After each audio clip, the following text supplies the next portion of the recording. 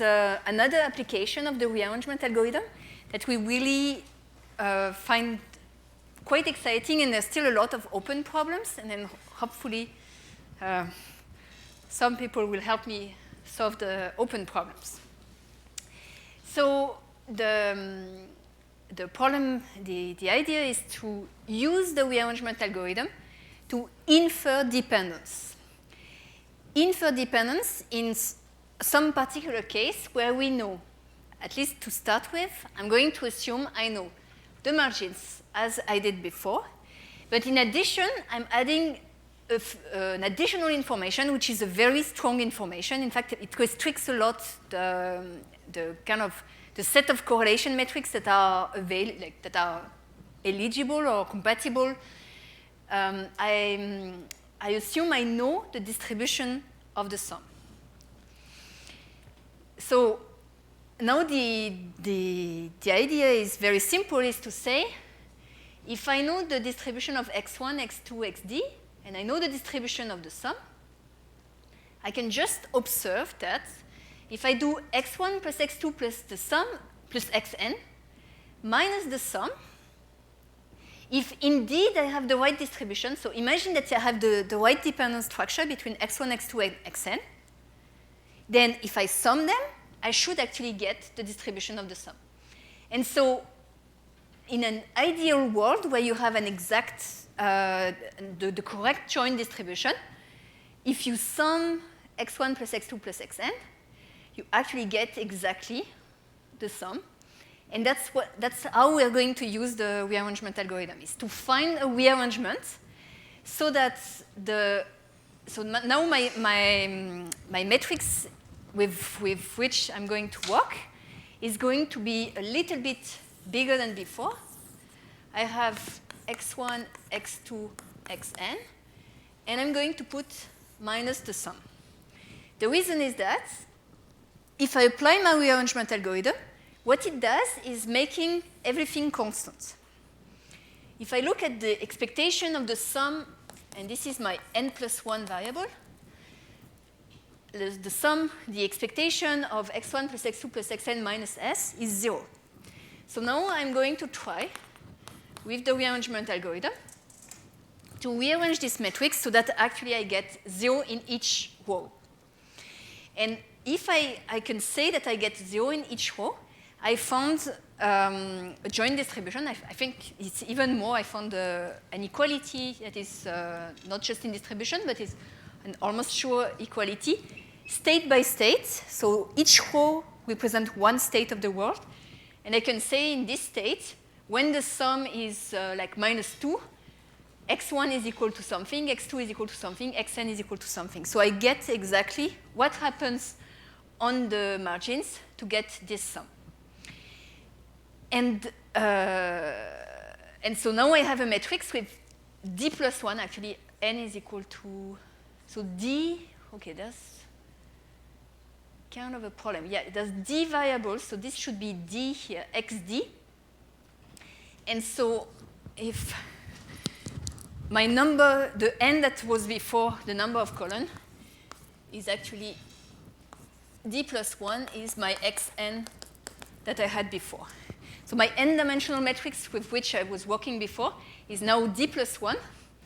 And what I'm interested in is not the full matrix. I'm actually interested in the submatrix x1, xd, which is the joint distribution between x1, x2, and xd, such that when I sum them, I get the correct distribution for the sum. And so to do this, I would just, in the first d column, I put the discretized version of each of the marginal distribution. And in the last column, I put the discretized version of the sum. And I apply the rearrangement algorithm. If it works perfectly, I get 0 everywhere. And what I found is one model, a multivariate model, such that if I extract the first d columns, this is my d-dimensional dependence that we produce that is consistent with the sum.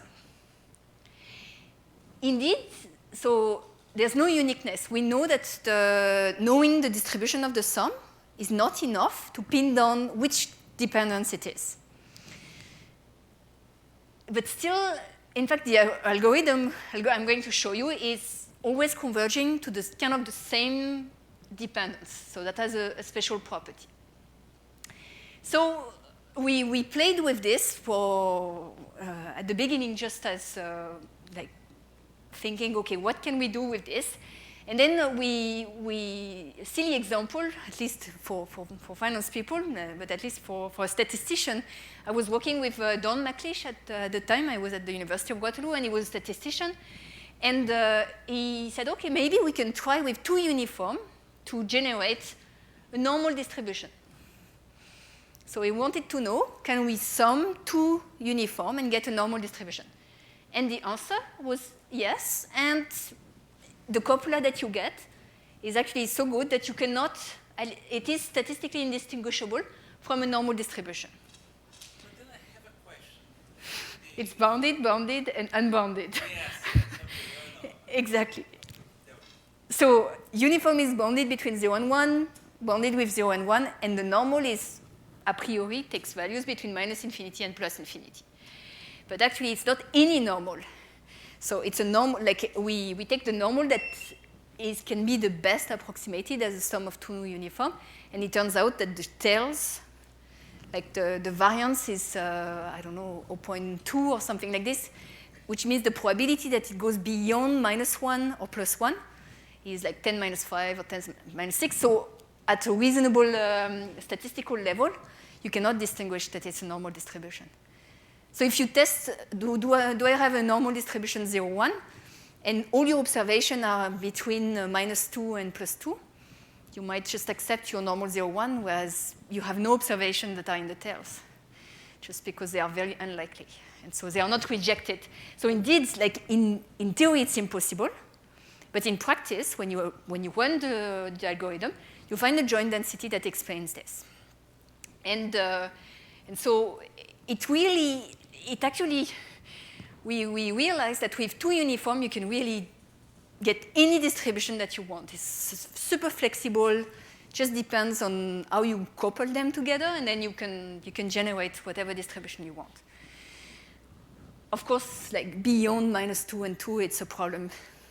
And so you need some property on the boundedness of the distribution.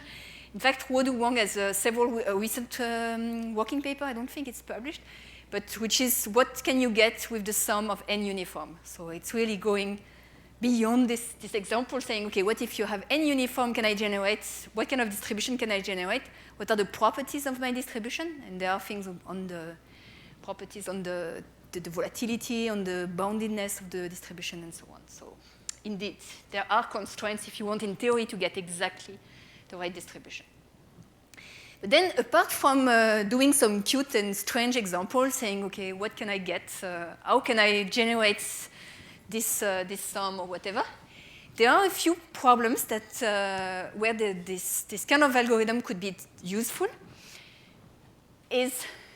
So when we have the information on the distribution of the sum, of linear combination, and of the marginal distribution, in which situation does it happen? So one situation that was pointed out by some people in the insurance business, but actually it could also be in the banking business, is you may have different business lines, and you don't observe their business day to day. You don't have their gains and losses every day.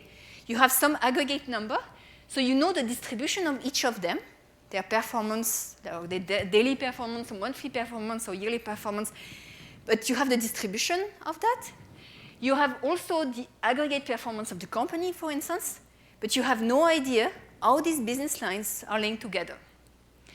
And applying the algorithm is going to give you a possible dependence between these business lines, which is, in fact, the most likely dependence, the one that maximizes entropy. That's one of the properties of this dependence that I'll discuss afterwards. And that is the one that, if you add no additional information, that's the most natural to say. Another property, another problem where it's actually can be useful, and we have exploited this one a lot, is in the pricing when you use options. So when you have options, what you have when you have options on an underlying is access to the distribution of this underlying in the with-total world. But you don't have access in the with-total world. You don't observe, like under P, you observe the daily value of the underlying. When you observe the option prices, you observe an average, like this is an expectation, and you don't observe the value of the underlying in the with-total world. You only have the distribution of this underlying in the with-total world. And so, in fact, that allows to infer information on, for instance, if you have options on the S&P 500, options on each of the 9 sectors of the S&P 500, and these actually exist. These are the spiders, indices. And you have options on them and options on the S&P 500, so you can get the distribution of them. And now I have the distribution of each sector, distribution of the S&P, and I can just feed in my model, first sector, second sector, 9th sector, a distribution of the S&P 500. I run the rearrangement algorithm. Actually, I run the block RA because I want the dependence, and it's going to be much more precise. And I get a dependent structure that is consistent with that, and that has some property. So the advantage is really gives you a model that you can use then to price anything that is linked to these 9 sectors in an arbitrage-free way. Because you get a model that is a multivariate model that is consistent with all the options on each sector, consistent with all the options on the S&P 500. And when you price something that depends on these sectors, it gives you a price with this model, like the output model that you get from the block array. So because the model is just the submetrics. So by knowing the submetrics, the d-dimensional submetrics here, you actually know exactly the model. And so this gives you a way to price basket option if you know some basket options and then you don't, and you want to give a quote of a basket option with different weights. So it really, and it gives you a way to give you dependence structure under the with-total world in, as an output of this matrix, and then it gives you a way to observe it, because under P, what you have, you can observe x1, x2, xd. You just look daily. You can check the returns on each sector that has happened, and then you have an observation, that a daily observation or hourly observation of each of these 9-dimensional vector. You have an observation of the S&P 500, so you can see that every day in the P world. And in the Q world, what we do here, we actually reproduce this. We have also now, depending how much you have discretized, and we usually use 10,000 discretization. So you get a 10,000 observation of a d-dimensional like dynamic on the market, your 9 sectors, how they move in the with-total world. And then you can dissect that and understand what is this dependence in the with-total world. Does it look like, does it have the same property as in the real world? How can I relate them, and so on. So we've developed 2 papers. One is working on this 9-dimensional problem of the S&P 500 and studying these 9 sectors, which is on the correlation with premium and studying the correlation with premium. And then the other one will be the one I present in the conference, that is to show how it can be useful for pricing options. And in this other paper, we actually developed a method where we could have, so here I have only the sum, but actually I'm able to adapt this rearrangement algorithm to include as many information as I want that is given as the distribution of a linear combination. So instead of just the sum, I can add additional constraint that I know some spread options, I know some basket option on maybe a subset of them, and so I can get like more constraint, and then I can still have a rearrangement algorithm that allows me to find a dependent structure. So how this algorithm works and what are the properties? So we start from option prices written on each each underlying a basket or an index on the index S, and we find a joint distribution that is compatible with these inputs. So it's going to give a joint distribution that will exactly reproduce all the option prices, and at the same time, it maximizes entropy. So what does it mean? And that's one of the properties that we discover. So when we started with this method, we were very excited because we thought, oh, we have a method that goes randomly, because the algorithm, the rearrangement algorithm, if you don't choose the column in a specific order, you have the impression that you go randomly and you're going to find all possible structures. But what happens is actually not this, is that even though all possible structures are possible, we find only some of them. So how does it work? So this is what I've put it here. We have the d-dimensional matrix where we've put our margins. We put the sums here, which are just obtained here, and then we just look for row sums that are close to 0 to find a compatible dependence. And then we run our algorithm many times. Because in fact, each time you run the algorithm, you find one model. And we just wanted to know, are we going to find all possible models that are consistent with this information?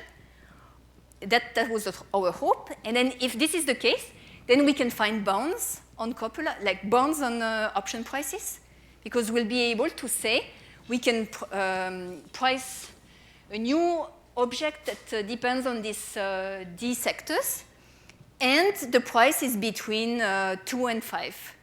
Because the algorithm, by running it many, many times, gives me output that are always between 2 and 5, and my algorithm covers all possible models. Actually, this is not what happens. So we run the block array many times, and each time, what we do, we look at the correlation matrix, which is the correlation matrix of the sub-matrix, the one x1 to xd. And we study this correlation matrix. We actually calculate the determinant. And we looked at, first, what are the possible correlation metrics that are consistent with this information that we have. So information that I have on my problem is marginal information on the individuals and on the sum. So I have all the volatilities and the sigma s and sigma I that are all given, and I must satisfy this property. And so this rho ij, the correlation of each, my correlation matrix that I get, so if indeed I reproduce a model that is consistent with the sum, this correlation matrix, when I feed it in this equation, it should satisfy this equation. And in particular, for all possible dependents, I can write an implied correlation and as this weighted average. And so this average implied correlation, if the rho ij are constant, is just the average would be exactly the rho ij. If it's not constant, it's just an average pairwise correlation. And so I look at the metrics, all possible metrics that are consistent and satisfy this equation. And here it is in 3 dimensions. So we have a 3-dimensional problem, x1, x2, x3. And I'm looking at the metrics. So in 3 dimensions, my matrix depends on 3 parameters. So I have my correlation matrix that is like rho 1, 2, rho 1, 3, rho 2, 3. And so these 3 parameters are constrained by this equation. They must actually satisfy this equation. And if you satisfy this equation, you are in this beautiful yellow stuff, like you must be somewhere in the yellow thing. And in addition, so these are all the possibilities that satisfy this equation. And then in addition, we assume that this implied average correlation is something which gives us, in fact, an additional constraint, which is given with this gray plane. And at the end, it looks like an ellipsoid. So the possible, yes. So I'll go back then to the theory. But then we have, in fact, 3 correlation, rho 1, 2, rho 1, 3, rho 2, 3. And they must be in this ellipsoid. And any point in this ellipsoid comes from a model, or a correlation matrix, I should say, a correlation matrix that would be consistent with the volatilities that are here. And we know, in fact, if you take normal distribution, every correlation matrix is going to be feasible. There's a copula behind, just a Gaussian copula would work. So there exists a Gaussian copula with this correlation matrix such that this is valid. And with the Gaussian copula, with the sum of normal, you stay normal. So you will reproduce the sum, and you have the right volatility. So actually, all these models that are in this ellipsoid at this intersection are really possible. There exists a copula that, if you take the multivariate, at least in the Gaussian case, because sometimes if you take non-normal margins, some correlation matrix becomes not feasible anymore. So let's take the simple case where you have normal margins. With normal margins, all these correlation matrix come from a model that explain actually all this. So it explains the margins, and it explains the sum. And there are many of them. So each point in this ellipsoid comes from a model. Each model is a copula. And so when I run my block RA, in theory, I should be able to find this Gaussian multivariate copula, and all the correlation matrix should be possible. And so we've run many times the block RA, and each time we look at the model we get, we look at the correlation matrix we get, we calculate the determinant, and one thing is that we observe is that the determinant is always maximum. So that's our mystery, in fact. We published a paper showing that numerically we can prove that the rearrangement algorithm always picks by doing this block RA, even in random order. So you can choose like the columns in any order you want, the blocks in any order you want. Instead of finding all possible models, it finds one specific model, which is the one that maximizes entropy for the multivariate normal case, which the entropy is actually bounded by the determinant, and the maximum is attained when this determinant is maximum. And so we're interested in this maximum. And so this is the experiment we've done. Gaussian margins for the xi, Gaussian sum. The sigma I were not all the same, because if you take sigma I the same, then it's a bit boring, because all the correlation, the maximum entropy matrix, is the one with constant correlation. So we wanted something not constant, so we took sigma I all different. So there's a high risk and then a lower risk. The sigma S is such that the implied correlation is on average 0.8. We have done the experiment from 3 to 10 assets. And then we have used level of discretization, 1,000, 10,000. In fact, in the paper, I think there's even 100,000, or it used to be, maybe not in the published version, but we did several experiments with going really, really thin, and we ran the block RA 500 times. Each time we measure the correlation matrix, we calculate the determinants, and then we study this. And so that's where we started to be a little bit puzzled, is that this red point is what happens if you look for the free variables. So you solve the problem. I lost something.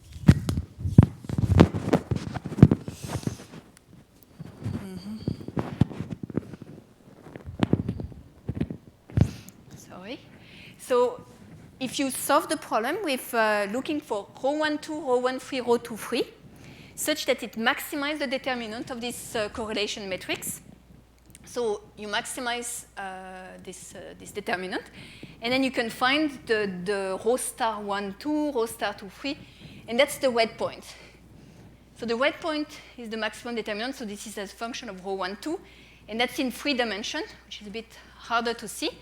But there's a red point here, which corresponds to what happens for this free coefficient to maximize the determinant of the correlation matrix. And over 500 runs of the block RA all gets exactly concentrated over there, and even a little bit over. That's because of the discretization, in fact. There's a discretization effect. But really concentrated, and they are not spread everywhere. So now, indeed, if you try to price something with the model that you get from there, you won't get bounds that reflect all possible bounds, all possible models. You're going to get bounds that are very thin. And if you discretize more, and that's the case here, so here it was 1,000, 10,000, then it's even more concentrated. And if you go to 100,000, it's even more concentrated. So you have the impression, so when you look at the problem, the more rows you have, the more complicated is the problem to solve. Because you want to make all rows equal. If you have more rows, it looks more complicated. You have more, more rearrangement that are possible. So the intuition is that if you're trying to solve for the rearrangement such that all rows are equal, it should be more difficult, and you should have more variability because you have like 10,000 rows instead of just 1,000 rows. So it looks like it's simpler for 1,000 rows to get something to get a model. And what we observe is that the more you have here, the more unique is the solution. So exactly the opposite. Instead of having more models, we find that there's fewer models, or at least it converges all closely to one model in there. And so what we've done 2 additional experiments. Is this thing connected? So, yeah, OK. Oops.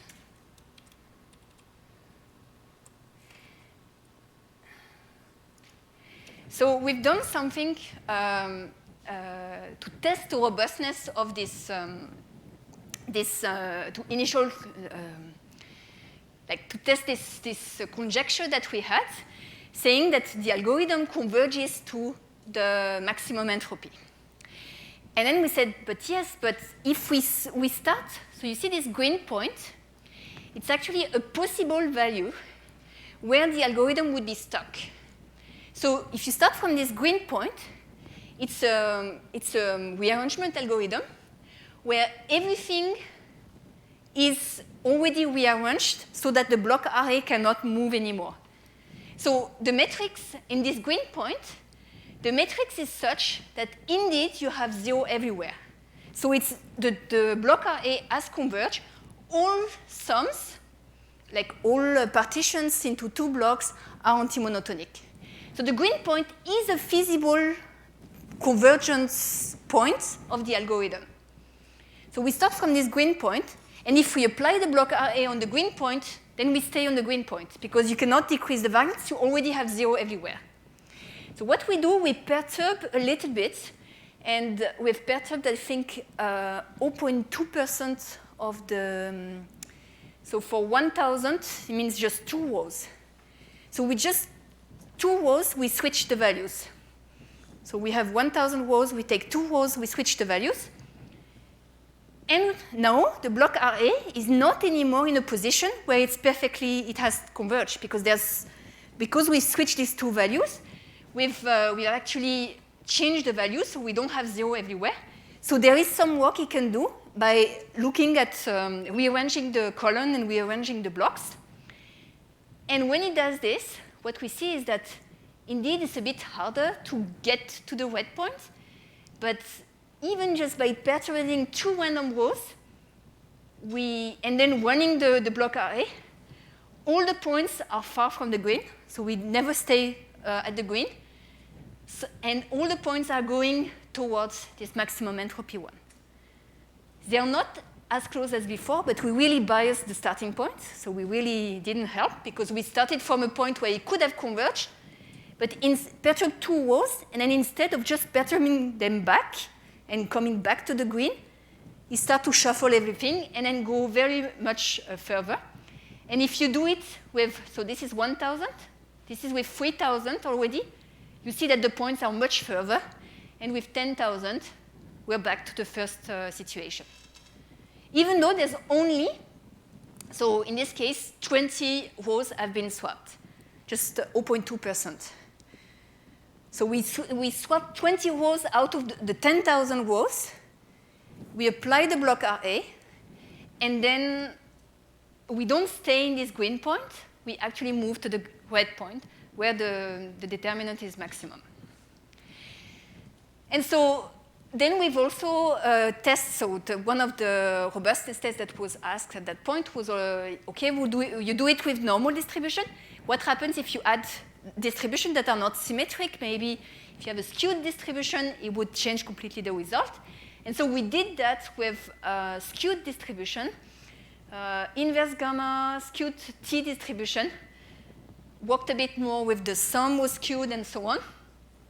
And then what happens is that the result, so the distribution was skewed, but the result was the same. So with skewed T distribution, we still get the convergence to the maximum determinant point. Now the problem is, this maximum determinant point is not anymore, at least we cannot prove it, the maximum entropy point. So there's already a first open question, is what does it mean for distributions that are not Gaussian to have a maximum determinant of your correlation matrix? Is it related to maximum entropy? This we don't know. And then if it's not related to maximum entropy, what is this property? Is it a property that really is meaningful or not? It turns out that we hope that, at least for financial applications, result when you look at returns, it's kind of unimodal. Normal is maybe not that bad, but that, okay. Yeah, so that's the result. And so there must be something behind that still needs to be solved. The paper that we have with Oleg Bondarenko and Steven van der Velde was published as a study proved by numerical experiments. But there's no theoretical proof of this result, that it converges to maximum entropy. Just many, many experiments, and then we twist the problem, we checked again and again, and then each time we could get back to this kind of result. So we do believe the result, but we don't know exactly, like, we don't know how to prove it, so there's maybe something behind with a fixed point solution. But it's still an open problem, at least not solved for now. And the good thing, if you trust that it's actually maximum entropy, then there are interesting results, because the maximum entropy like when we looked in the literature of motivating maximum entropy, a lot of people are motivating maximum entropy as the most likely configuration if you don't add additional information. So it's most like if you have to choose a model and you know nothing more, the one that uses the least information is the maximum entropy. And so in some sense, if really the only information you have is information on the margins and information on the sum, the distribution of the sum, you can't do it better. And then so maximum entropy is actually the best you can do. And so maybe it's actually not completely silly to use maximum entropy as your model. And especially in the finance problem. So in the remaining time, I want to spend some time on this application to implied correlation premium, because this is really, to me, a nice application of how, if you do it with financial data, what do you get? And we find, to me, really interesting result. And it really helps us to look at the dependence in the whistle world using options completely differently from what people have done so far. So what exists in the literature, when you look at this problem, for instance, S&P 500 and 9 sectors, and then if you search a bit the literature and you say, what can I say about the dependence under Q?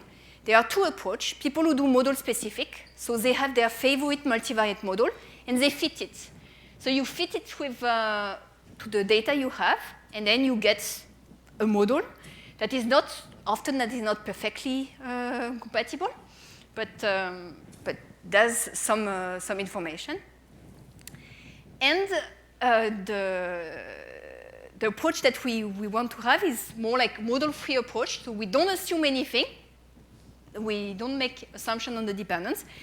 And we start from this, the margin, and we ask, can we get a model-free model, like model-free multivariate distribution that explains the market.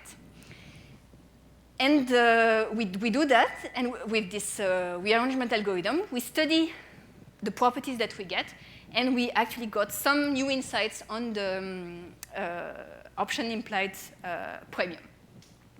So the first thing to try to understand this method and really have in mind what we do is to look at this example where we apply the algorithm in the case where x1 and x2 are normal, the sum is also normal, and the volatility of the sum is such that the implied correlation is actually 0 between the two.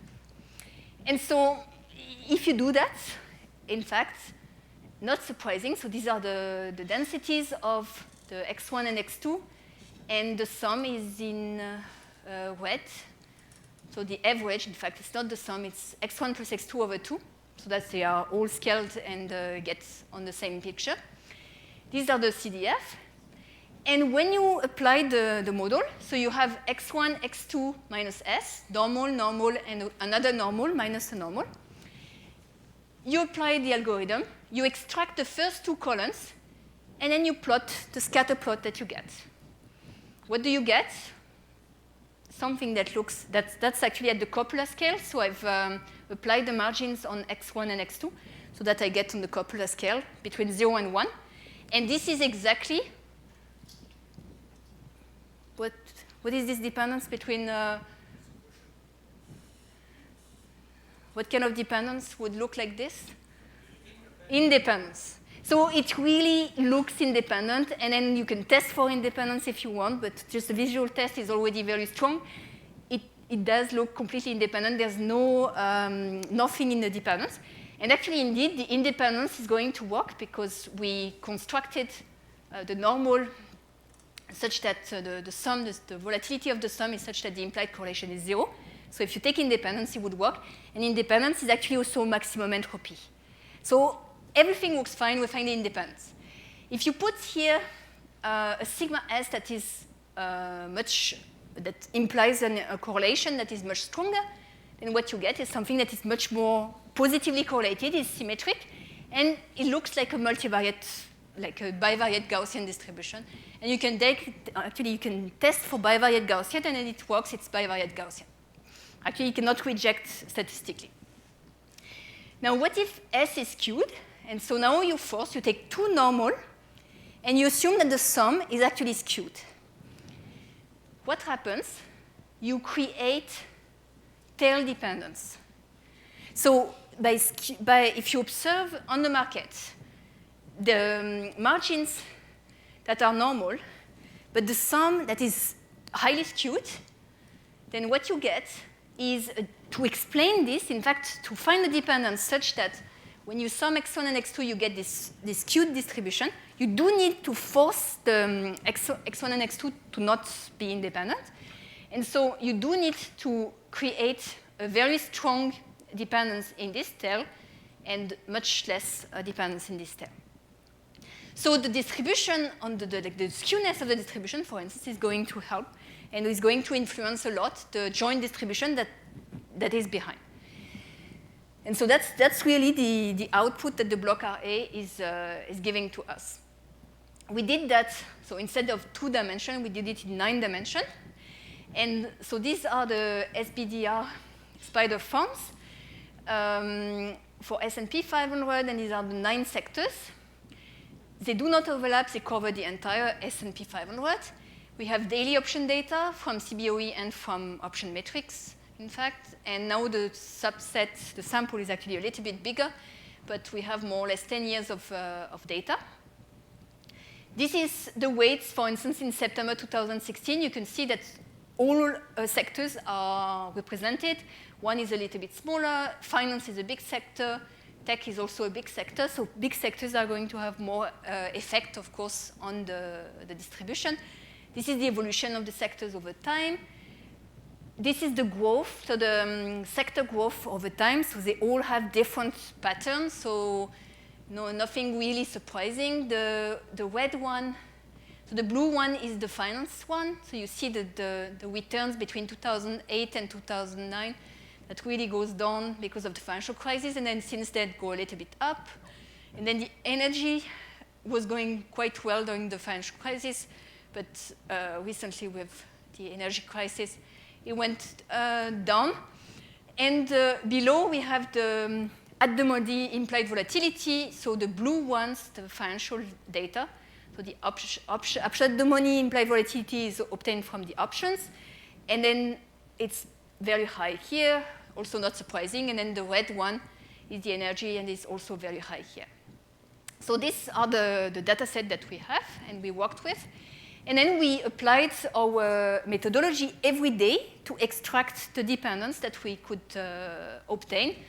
So every day with a maturity that is at least 30 days or closest available. So this was, so the results that I'm showing here are still done with that.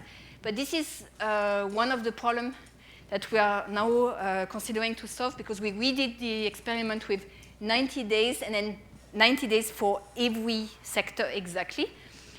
Because sometimes, for some days, we would have the closest available being 41 days, for instance, and then that means that some of the maturities were not exactly matching, whereas now we interpolate, and then we have always 90 days for all the sectors. We estimate the risk-neutral densities for S and XJ. We estimate them non-parametrically with the method of my co-author, in fact, that he developed. And we discretize, put them in the matrix, apply the block array on this matrix, which is 10-dimensional. So for the block array, we really use it fully, such that all blocks of 2, partitions of 2, are anti-monotonic. And we infer the dependent structure. And now, what's, yes?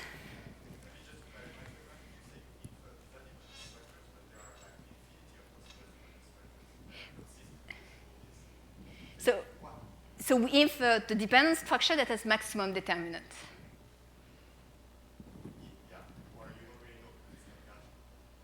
Because it's not Gaussian, but still the maximum determinant property seems to hold.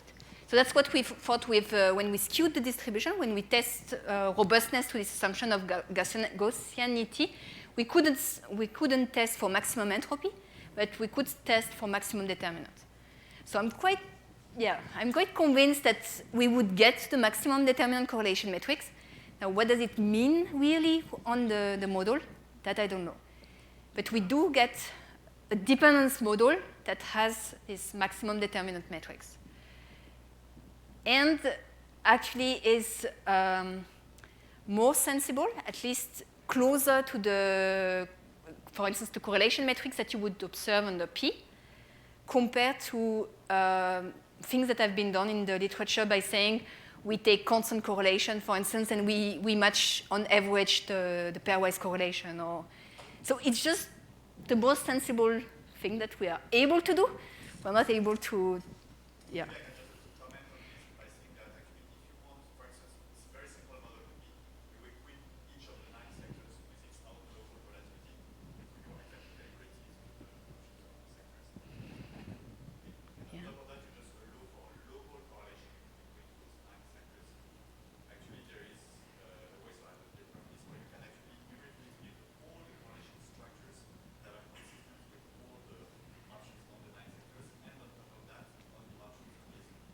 but then you only match the correlation. You don't match the distribution of the sum. Now you calibrate the correlation matrix, but then it's not enough to calibrate. You don't calibrate the distribution of the sum with that. Yeah, because you do also for for the sum. Okay. So that's another approach. In fact, that's the approach of yeah.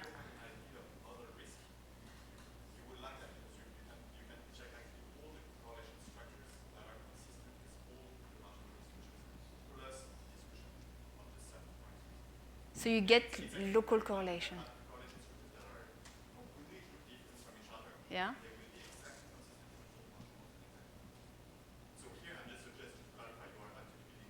Yeah, I'm finding one of these exactly.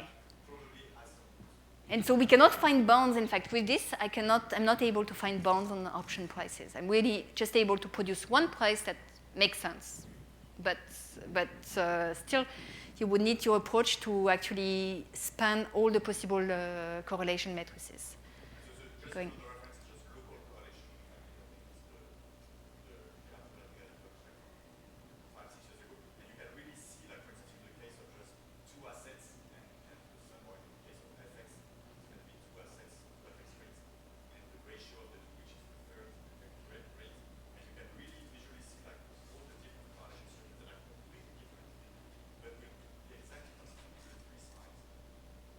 Yeah, and if they are consistent with the freeze, yeah.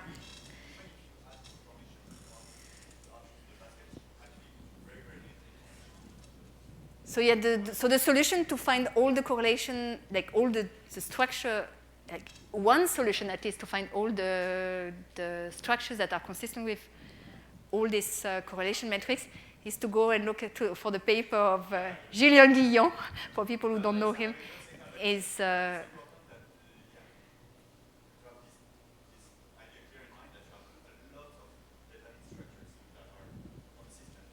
with this, yeah. We do, and then actually that's what the egg, like this ellipse that I was getting in the previous slides when we test for robustness. Any point in this ellipse was possible, and we just get one. So we are conscious that we do get only one distribution. Now we do think also that this distribution is sensible in the sense that it is the one that uses the least information, except the one that you feed to the model. So that's the maximum entropy one. But this is arguable, probably. Yeah. And so once we have this model, we are able to test a lot of things and to compute a lot of things. In particular, we have access to pairwise correlation, which usually when the people have what exists in the literature, they often make assumptions to get this pairwise correlation, either that they are constant or they are constant by blocks, or stochastic, but there are always assumptions behind, like to find pairwise correlation. And here we find one possible matrix with pairwise correlation that is highly plausible. That is the one that maximizes entropy for the model, at least. We find also correlation conditional to scenarios. So this is something that is also new in the sense that computing this under Q is usually not possible because you don't observe, like under P, if I tell you, calculate the correlation between two assets when the S&P 500 is behaving, like having low returns, you can just extract the returns of these two assets conditional on this event that I asked you to consider, and then you calculate the correlation. But that's because you observe a time series with all this, this information. Under Q, you observe this distribution, and so you don't have access directly to state by state what happens. If you look at this matrix, now we have access at least to one possible model state by state. And so with this matrix, we can actually do a lot. And in particular, I can condition on the sum being either below its median or above its median. And so we split the universe into two possible states. The S&P 500 has a return that is above its median return, or the S&P 500 has a return below its median return. And we compute the correlation either between I and S or between I and J. In fact, we have also down and up correlation between like pairwise down and up correlation. And we compare them with what happens under P. So we've done the study, and then the problem is like each day you obtain a dependent structure, and you obtain a 9-dimensional structure, actually a 10-dimensional structure, because you can also put the S&P 500 in there.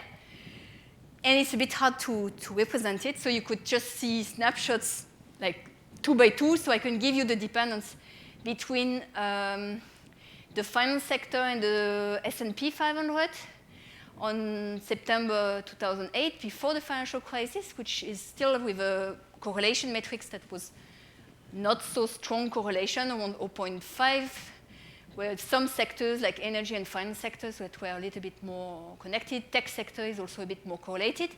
And then what we had observed is that the down correlation when the market goes down, or when the S&P 500 is in this lowest 50% of return, is always bigger than the up correlation. So that's the first observation that we had, is that from option prices, we could extract the information that this correlation, like the down correlation, was always above the up correlation in every sector. So all the 9 sectors are above this line, where this is just correlation down versus correlation up. So this is just saying that the down correlation is always strictly larger than the up correlation. In the middle of the financial crisis, we have a much stronger dependence, and then we were able to also find sometimes, so here there was just tail dependence in both, or things that are a little bit asymmetric. And then the correlation matrix in November 2008 was much higher, so the implied correlation from the option was getting 0.8, 0.9, more or less between all the sectors, so very strongly correlated. And again, the down correlation was much higher than the up correlation. And so we've computed, so with this, we were able to do this like daily for each individual asset. And then we decided to work on the implied correlation premium, because several people had worked on this, and then it could be useful for dispersion arbitrage. And so we started to work on this and computed average pairwise correlation, either the global one, but pairwise, whereas people in this literature on option implied correlation were doing it like assuming that the average pairwise correlation was constant. Here we were able to do it like pairs per pair. We were doing it conditional in the market being down or up, and we were then averaging to get an average coefficient over all possible indices, and then to calculate what happens. So this was the average implied correlation over time, and this is the average down, average up. So clearly over time, one is always above the other. And then we were thinking, okay, is this also consistent with what happens in the real world? Because what we find here, as Julien actually pointed out, is just the output from one model that is consistent with the option prices. And is this model actually sensible? Does it give us a reasonable result? How different is it from what happens under P in the real world, for which we have access to actually the returns? So we have the access to the returns on sectors. We have access to the returns on the S&P. So we could do, under P, exactly this calculation using correlation between two returns, conditional in the market being down or conditional with the market being up. And what we call correlation with premium is just the difference between what happens in the real world minus what happens in the reciprocal world. And what you see in the literature is actually this study. The first element here, the global correlation with premium, we call it global because we needed to make it different. This one has been studied a lot, and it's slightly negative. So people have proved it's significantly negative. So Q is like a little bit larger. The correlation under Q is a little bit larger than the correlation under P. Now, why is it negative? People had actually put assumptions and hypotheses there that this is because when the market falls, having correlation actually hurts, and so options are more expensive, and then the correlation needs to be correlation under Q that is used to price options should be higher than the correlation under P. But actually, correlation helps if the market goes up. And that's exactly what we were able to find, is that in the conditional on the market going up, this is now becoming positive. So the correlation under Q is actually lower than the correlation under P if the market goes up. Because the people benefits from the correlation. Correlation is a good thing. You don't have to pay for it. And when the market is down, this is actually much lower. So graphically, it helps also. So red is the P, the real world, and blue is the Q, is the risk neutral world. And if you go directly here, or maybe this one is even the one in the middle, the down. So down correlation, the blue one, you could see, is much higher than the red line, except for a few days. So there are a few days where it crosses, but we're still doing something empirical, and but roughly you can see it's like really above most of the time. And so we get that this thing, this rho Q, is much higher than this rho D. So you get a very negative, on average, very negative down correlation premium. If you look at what people have analyzed as global correlation with premium, is comparing on average rho P and rho Q over time, and then indeed, on average, is slightly negative, and the blue line tends to be higher than the red line.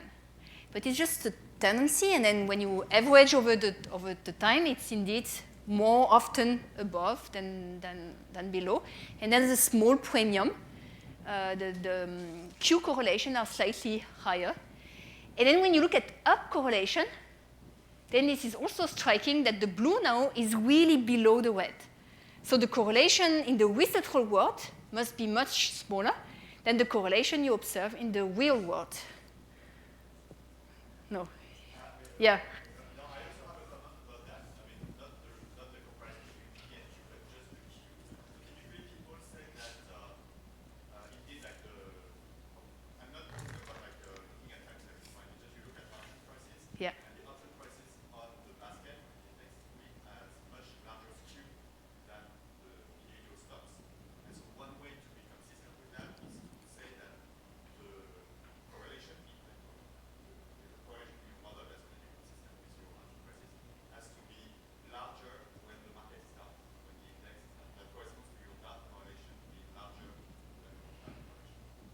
So that's one way to do it. But actually, it's also, I think, interesting to know that it's not at all necessary. And for instance, in this other graph, I call it the cross-dependent volatility, you can actually build models where the assets are less, the stocks are less correlated when the market is down. Mm-hmm. And still have more skew in the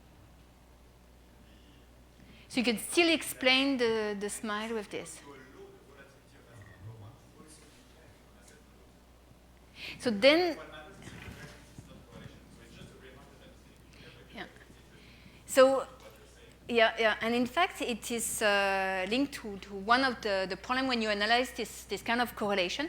Correlation depends on volatility and dependence. And so, in fact, what you're saying that sometimes you could have negative correlation, but it comes because you have very high volatility, for instance. What I'm saying is that I can put the dependence in the volatility and outside the correlation. But Yeah. what matters is really the covariance. And so if you allow, for instance, the volatility of asset number one to not only depend on asset number one, but also asset number two, you can even afford to have the two assets that are less correlated when the market is down. For instance, in the S&P. But then it really affects the margins. So that's because you have an effect on the margin, on the volatility. For instance, you can still have two flat smiles for S1 and S2. Mm-hmm. And you look, for instance, at S1 plus S2 in FX, and you will generate some skew, even with a constant correlation. Can be time even at the back, not perfectly, or it can even be, or it can be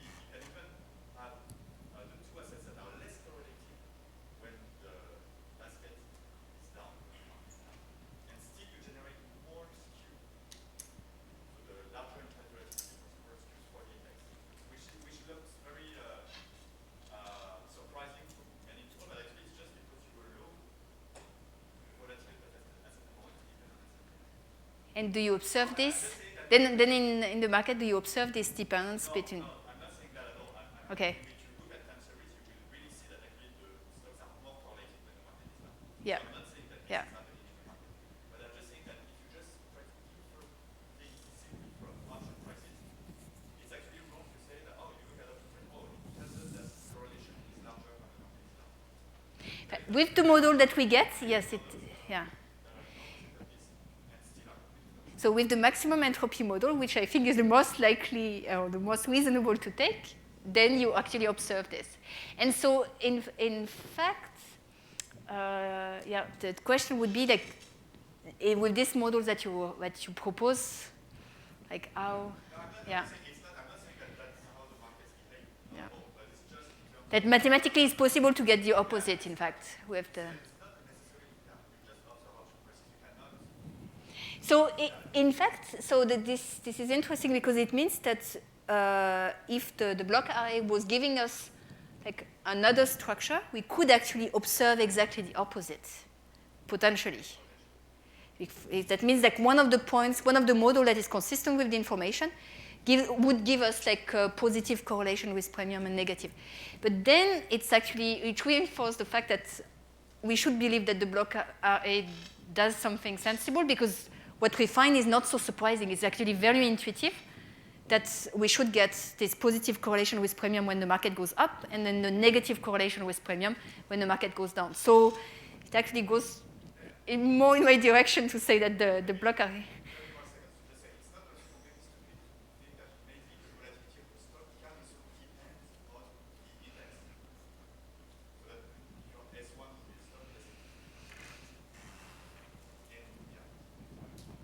Yeah.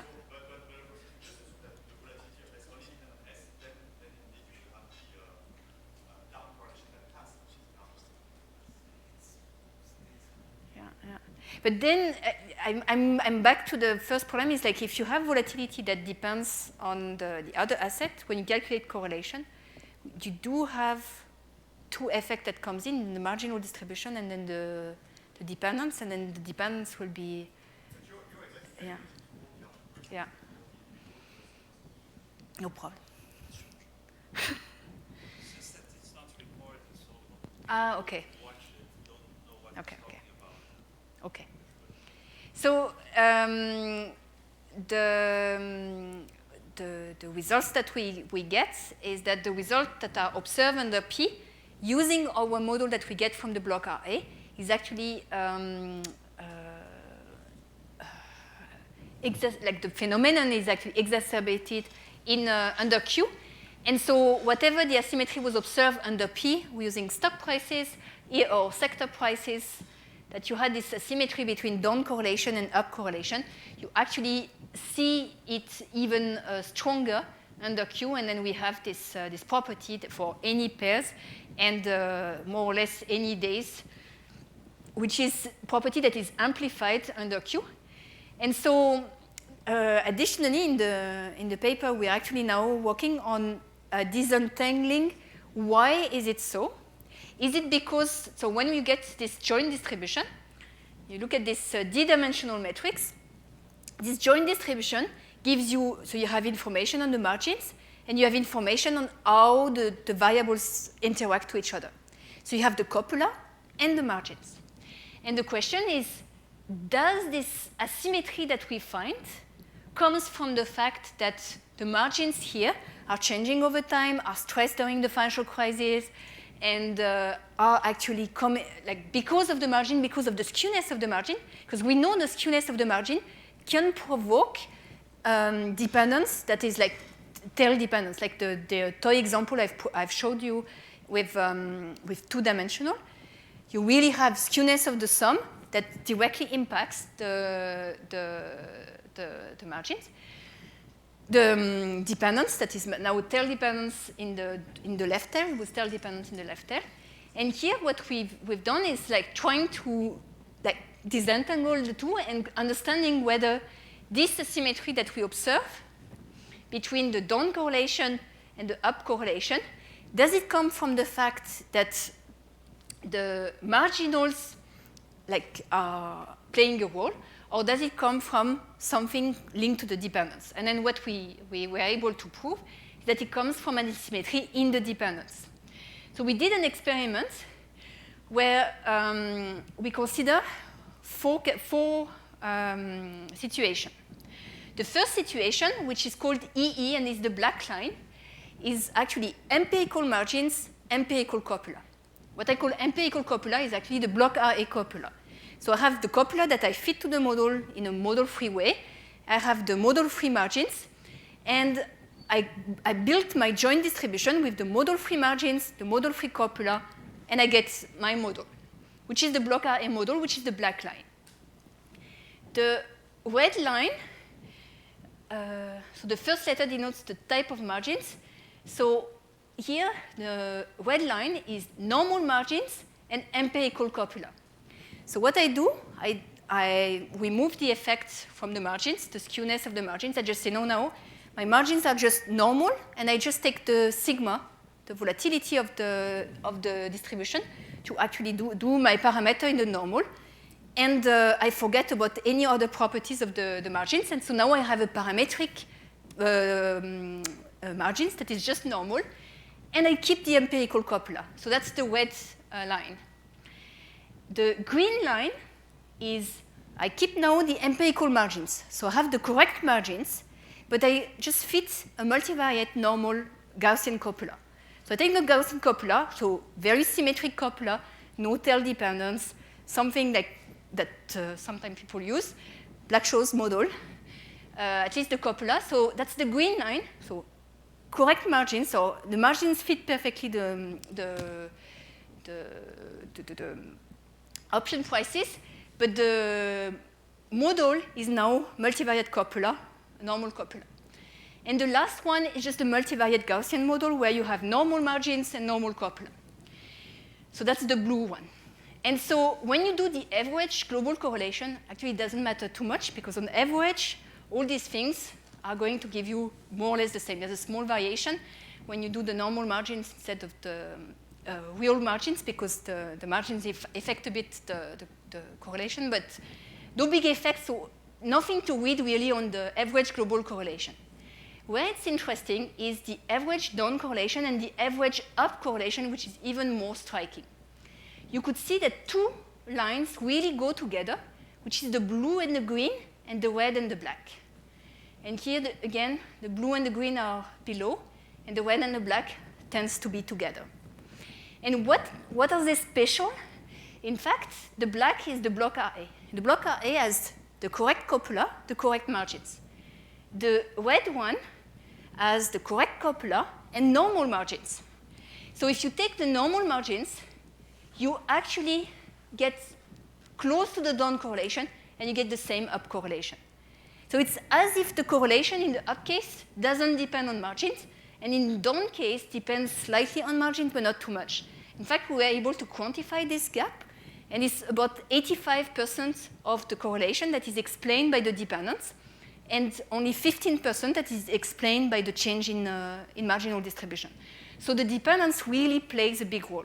So now the question is, why this multivariate Gaussian copula is not able to reproduce like this phenomenon of down and up correlation? Clearly, like you can think, okay, the multivariate normal copula is very symmetric.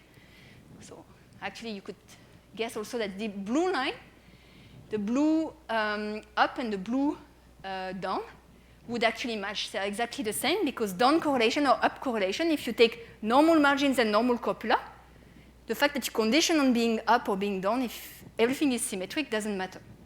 So it's really the asymmetry somewhere, and it's the asymmetry of the copula that really is going to play a role. So what we find is that it's non-Gaussian. Asymmetry of the copula really is important. It's time varying, it's asymmetric. The global correlation with premium disappears or almost disappears when you actually remove the effect of the margins. So the copula plays a big role to explain this up and down element, whereas for the global correlation with premium, it's a lot driven by the variance with premium. if you know the variance risk premium, it actually tells you a lot on the correlation risk premium, and they are tied together. Whereas the down and up, it's not the case. And so what we did to finish the paper is to do a semi-parametric approach where we try to find a very simple dependence structure to fit the market. So now it's not anymore a block RA because people sometimes criticize it or say we don't understand what's this maximum entropy. So can you give us like what kind of copula it is, and can you give us a parametric model? And so the model that we have is just a 2-parameter model with skewed normal copula. And if you take a 2-parameter skewed normal copula, you fit it to option prices to get like the closest as possible to all the options you have on the sum of the S&P 500 over time. What you have is that this 2-parameter copula is actually sufficiently flexible to reproduce the result. And this asymmetry that we get is very close. All the average down correlation, average up correlation that we find with the block RA is totally explained with this 2-parameter skewed normal copula.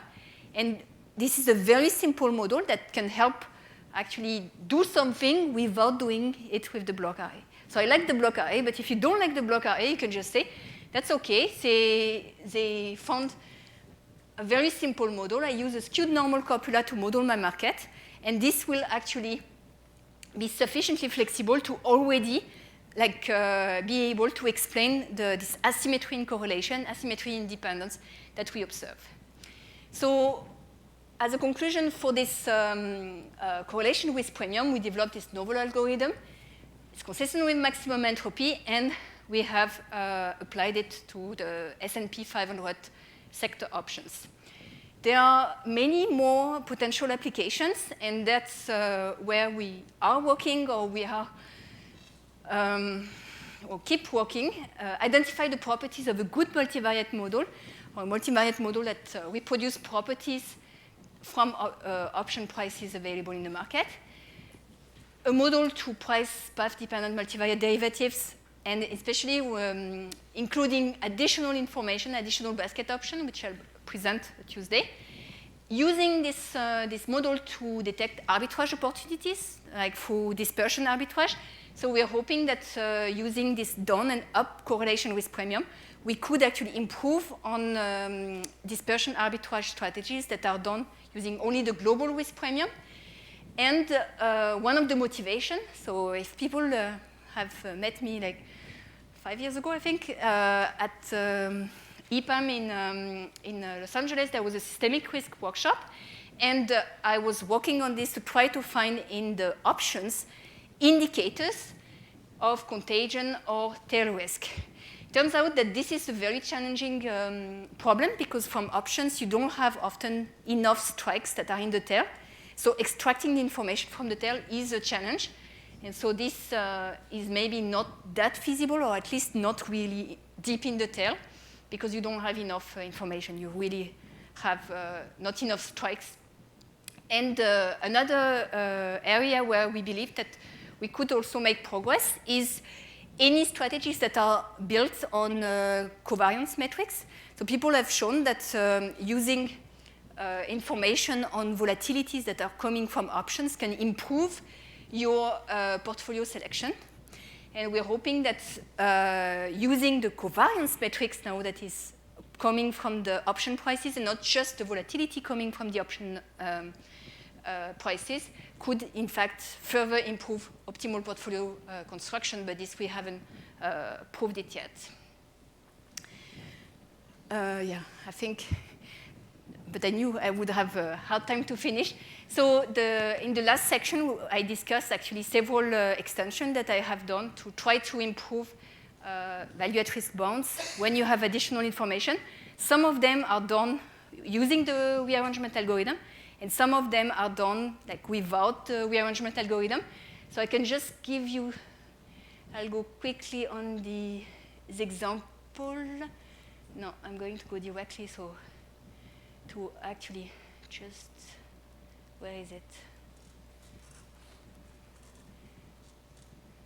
Yeah, so this is the example I discussed in the introduction, where you assume you have normal risks, and you assume that you have observation from your data that are like this, like very often when you observe things, you have a lot of observation in the middle of the distribution, but not so much in the tails. And then you actually assume you trust the model that you have fitted only in this area. And everywhere else, you don't trust it. And then, so we did, this can be done using the block RA by actually playing with the blocks and then removing some of the blocks. So I'm not going to get in the details. Just giving you the result is that if you have no information on dependence and you have 20 normal, we've discussed at the beginning that the value at risk would be between, the variance would be between 0 and 20. If you add information on the dependence in the middle, it actually will decrease a lot. That's for the volatility of the portfolio. So fitting a model and using it to compute the volatility of your portfolio reduces a lot model risk. If you do it for value at risk, so we've done it for value at risk in different cases, then the result is really not as satisfying. So this is a trusted area, and here you trust 82% of the full space, and the maximum value at risk doesn't change. Here you trust 98% of the value at the space. The value at risk, the maximum risk, doesn't change. So it's like if you're interested, you can find a model that fits perfectly your data in 98% of the time and still gives you the value at risk as if you have no information on the dependence, so no model, nothing at all. You can still create a model that's consistent perfectly with 98% fits perfectly your data. And the 2% of the space where you have no data, you actually put them anti-monotonic, and then it's enough to get the maximum value at risk, so it really doesn't decrease the model risk. And so going to this very high level to measure risk is just very silly, because then I can make a lot of trouble if I work for the regulator, and then I say, okay, give me your data, and then give me your model, and then I twist the model. I ask them to check, so it will be exactly fitted as well, except that the value at risk now would be much higher. So you can increase the capital requirement of any banks by keeping the same data set, and just by twisting the models they have in places where they have no data, so where they actually cannot say this model is better than the other. And so that's something that the banks don't want to hear. And so we had incorporated different things on the different dependence, but I'll stop here. Thank you very much. Thank you, Carole. Too much.